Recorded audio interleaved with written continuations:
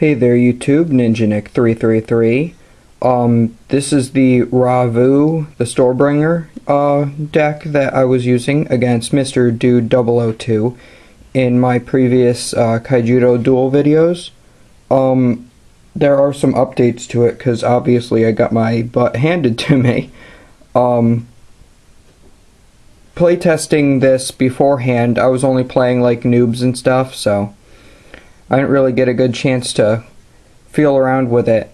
And I do know that this deck isn't really going to be competitive unless they make Skyforce champions that are lower than level 5. But I just really like this evolution card because he makes all of your creatures blockers and you untap everything at the end of your turn. So you can just double break with Ravu, he untaps, so even if they have something like Flame Spike Tatsurion that can get over the 11,000, he's still untapped, so he can't be attacked, which is just awesome. Plus, you can also have other creatures attack, and then they untap too. And you can have guys that aren't blockers that can block. So, yeah. So I just decided to make a deck focused around him, and if they ever do make any lower level Skyforce champions, this might actually be a viable deck. Now the thing is, since the lowest level Skyforce champion besides him is level 5, that makes a whopping 11 mana minimum in order to summon him if you want to do it all in one turn. So I decided to make this not just light, but also nature, and make the nature solely ramp. So when I did that, I had 3 sprouts, because it's a shield blast, so that gets you the extra mana for free in some cases, and it's only, you only have to pay 2. So, I mean, I've done 2 sprouts and then summon Bronze Arm Tribe all in one turn to really ramp up pretty fast, and I know by, at least mid-game, I've had 11 mana, and then I've gone through all my ramp, and I don't even have to anymore. So then, more ramp, Reap and Sow. Top 2 cards of your deck. Now, I like Reap and Sow because then it adds a card to your hand, and then you put one in mana also. So it gives you options. So like you're looking for that Ravu, and you use Reap and Sow, and you see Ravu and something else, you drop that other thing in mana, and then you can drop the Ravu right on the field. Then 3 Bronze Arm Tribe. Normally I don't like Bronze Arm Tribe just because you have to pay 4 mana for something with only 1,000, and then it basically, you know, sprouts you. But in this deck, since you really end up doing just a ton of waiting, this gives you a monster that is capable of attacking that gives you extra mana, basically. So, I don't know, he really works well. I think one game I did drop 2 Bronze Arm Tribes in the same turn and then sprouted with those 2 extra. I had 8. So I dropped the 2 Bronze Arm Tribes, which bumped me up an extra 2 to make a sprout. And then, you know, shenanigans. I've done some pretty crazy ramping stuff in here. Now, these 2 are a new addition to Return to Soil. This deck needed removal, basically. I thought at first that this deck's weakness would be Rush, but apparently it isn't, because all the steps I've taken to prevent Rush from beating this with all my low-level blockers, I really don't need to worry about things like Blaze Belcher or Draglide or anything. So Return to Soil is basically just for like opposing like Star Lanterns and whatnot. Plus Shield Blast.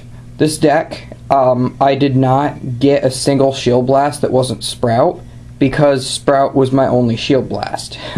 So I had no protection from my shields, and I needed protection from my shields. Plus this can like hit a Gila Flame if that attacks me.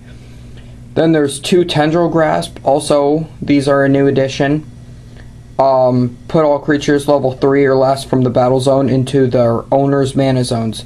So this does hit anybody who's attacking. Like, let's say they have like 3 Blaze Belchers and whatnot. They attack into the Tendril Grasp and they all go in mana. Now, even if I say have like level 1 blockers out, or level 2 blockers out, or level 3 blockers out, they go into my mana, which in some cases might not necessarily be a bad thing, because then I'm so far ramped up that I can just drop a Ravu. Then we've got 2 Root Traps, because they're like basically Return to Soil on steroids, plus more Shield Blasts. So this puts 2, 4, 6, 8 Shield Blasts, and that's just nature. Then we get into the light stuff. We've got 3 Chasm Entangler, because he's a 1-drop blocker, Skirmisher 2000, so he's pretty good. Then another 1-drop blocker, Skirmisher 2000 in Thunder Cruiser, so that makes 6 cards I can drop turn 1 that are blockers. So, and they're all powerful enough to, like, I keep bringing up the Blaze Belcher example, because Blaze Belcher is primarily one of the cards you would see first turn against a rush matchup. So, they're good. Plus, I've had these guys suicide with opposing Shock and Awe's. So, I mean, in the game, I think it was game 1, with Mr. Dude 002, if I think I blocked with the Chasm Entangler when he attacked with Shock and Awe, so they both died. And honestly, if I didn't do that, in like 2 more turns I would have lost. But I ended up lasting like another 10 or 15 turns. But unfortunately, still got my butt handed to me. Then I needed more low-level blockers, so I added these in after that game. 3 Sunstalk Seed. One of my more favorite blockers, just because he's a level 2. So, plus the 3000 helps get over those Shock and Awe's, and you know, the extra power is never a bad thing. And 3 Star Lantern. When I was playing that, I had 1 Jade Monitor in here, and 2 Star Lantern, because I couldn't find my 3rd one, and now I did. So it's in here now. Now this guy's basically 2 blockers because of the Photons thing. Whenever this creature blocks, tap target enemy creature. So like, you know, they go and they attack, and you go, okay, I block with Star Lantern taps one of your creatures. So that's pretty awesome, especially just for 3 mana. And then I've got my Shock and Awe's, because then these can tap down opposing blockers or opposing creatures that are just gonna like whack me hard to like stop them, or so I can go and swing in with something big and like Ravu and kill them. And basically Shock and Awe is one of the best light cards there is. Then we finally get into the Skyforce Champion part of the deck. We've got the level 5 Starwing Vanilla, 5 for 55. I honestly hate this card. He's only in here because he's a Skyforce Champion, and he's one of the cheapest Skyforce Champions. So, whatever. Hopefully they'll make something to replace this with, and I can then lower the mana curve and not necessarily need so much ramp. But, I mean, the art's not that bad, so, you know, whatever. And then 5 Twilight Commander. Oh my god, if you've seen Mr. Dude 002's videos with the Twilight Commander, Shock and Awe kind of plays, basically Twilight Commander, I can even show you. You've got, so let's say you've got this as your field, right? You go in and attack with Shock and Awe, you tap one of their blockers, and then, you know, probably hit a shield. Then you've got Twilight Commander. Whenever this creature attacks, choose one of your creatures that has less power than this and untap it. So you go and attack something with Twilight Commander. Maybe that creature you tapped with the Shock and Awe, maybe a shield, whatever. So Twilight Commander goes in. Now, since he's declaring his attack, you untap one of your other creatures with less power than it. Then the attack goes through. Now, since this creature is now untapped, it is allowed to attack. So you can attack with it a second time during this turn. And I've had to tell people that kind of ruling. Any creature that's untapped can attack. Any creature that is untapped can block. As long as they say blocker. So that's how it works. So then you get its second attack and you tap a second creature and you hit another shield, and say you have like another Twilight Commander, then you can attack with that and untap this again. Mr. Dude, Tyler also did figure out a way. I remember on, I can't remember whose video it was.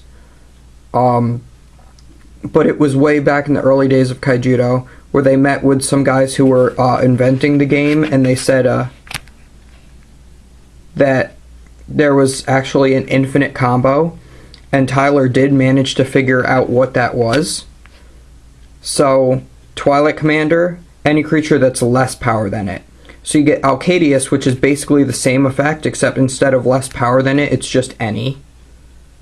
I think. Or no, maybe it's level. Maybe it has to do by level. I don't exactly remember. But basically all you do is you just use a creature or spell to boost Twilight Commander's power up over top of Alcadius. Or Alcadius. I always get his name wrong. So, you know, Alcadius will attack, and then Twilight Commander attacks, untapping Alcadius. Alcadius attacks, untaps Twilight Commander attacks, untaps Alcadius. So on and so forth, and it just keeps going. So, I don't know. I just think that's pretty cool.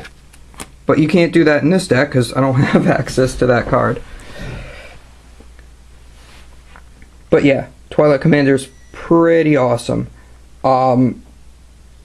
You could even potentially, you don't even have to, you could go in Twilight Commander and say untap the Sunstalk Seed and use that to, you could skirmish with Sunstalk Seed, then you can attack with Twilight Commander, untap the Sunstalk Seed so you can block with it, or you can, you know, skirmish with him again. So that's cool. But now I'm going to get on to the Ravu. Already really explained what he does. Gives all of your creatures blocker, whether they have it or not, and that includes himself. So he is a blocker. And he's got Double Breaker, and at the end of each of your turns, you untap all your creatures. So all these guys who are skirmishers, or just regular attackers like Shock and all, they can all attack. And then at the end of your turn, every single one of them is untapped.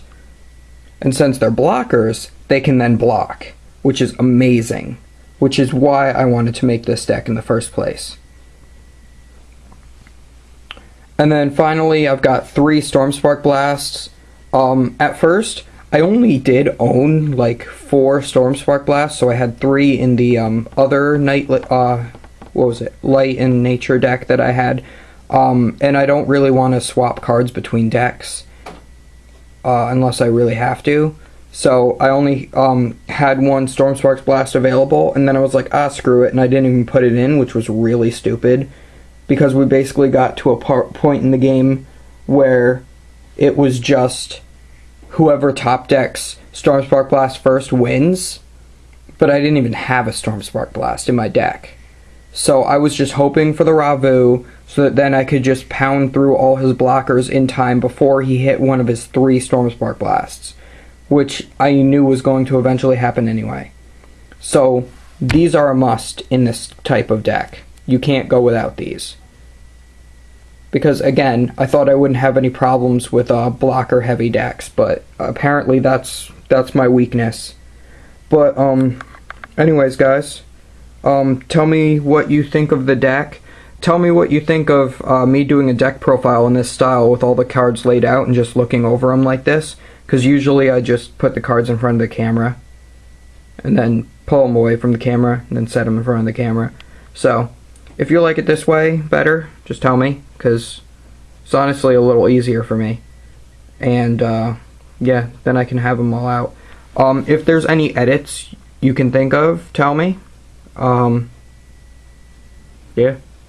I mean, honestly, this deck won't be all that competitive unless they make small Skyforce champions. Like, if they make like a 1-drop Skyforce champion or a 2-drop Skyforce Champions, like, even ones with, like, blocker, I mean, that would just make this deck, like, just amazing.